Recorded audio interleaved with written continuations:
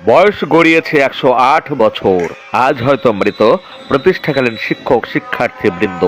নেই সে সময়ের প্রতিষ্ঠাতা সহযোগী কেউই।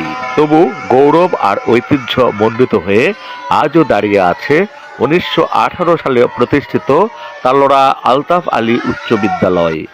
শুক্রবার 16 জানুয়ারি উৎসব ও সমারোহে পালিত হলো ওই বিদ্যালয়ের 108তম প্রতিষ্ঠা বার্ষিকী।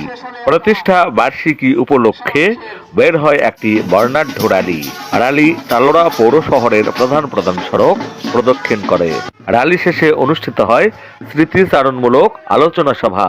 প্রধান শিক্ষক শামসুল আলম টুটুলের সভাপতিত্বে সভায় বক্তব্য দেন তালোড়া চাউল কল মালিক সমিতির সাবেক সভাপতি নূরে আলম চৌধুরী পারভেজ, শহীদ লিটন স্মৃতি সংসদের সভাপতি আল মোস্তাকিন মুরাদ, তালোড়া পৌর বিএনপির সাবেক সভাপতি আবুল হোসেন সরকার আবুল, বিদ্যালয়ের সাবেক প্রধান শিক্ষক সিরাজুল হক খন্দকার, বীর মুক্তিযোদ্ধা মোখলেছার রহমান, তালোড়া সরকারি প্রাথমিক বিদ্যালয়ের প্রধান শিক্ষক গৌরচন্দ্র দাস প্রমুখ।